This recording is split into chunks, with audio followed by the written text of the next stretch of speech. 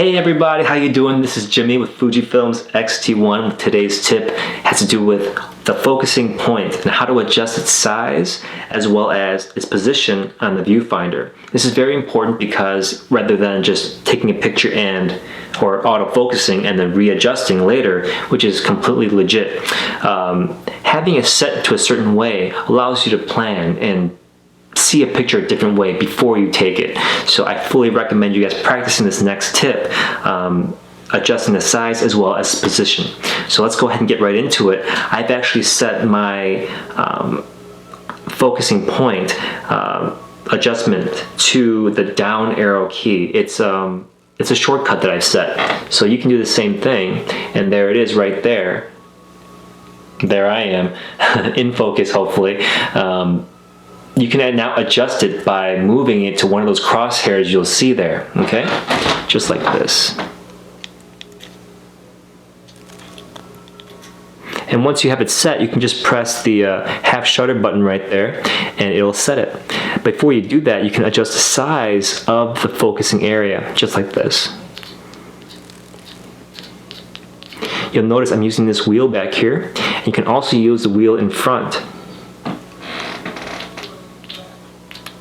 I'm using the wheel in front and now I'm using the wheel in back.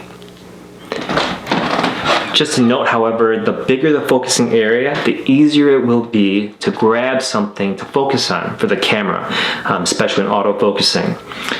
The smaller the area is, the less contrasting materials that can be seen through it. It's going to hunt around a little bit more. So be patient with the camera. Don't just go blaming it and saying, oh, it's not as fast as people say. It is fast, but depending on your setting, it gives you that flexibility. So try to be understanding of that, okay? If you don't have your shortcut settings set to that down arrow, which is where I prefer to have it on the fly, if you're looking at something you want to readjust right away, you don't want to have it down at the bottom or in the center of the screen, you can press the down arrow, readjust, half press shutter and set it, and go ahead and take that picture. If you don't have it set to that down arrow, here's what you're going to do. Go ahead and press menu and go to autofocus setting and press focus area. Now you're at that same screen that I was just at. Okay, now you can adjust the position as well as the size.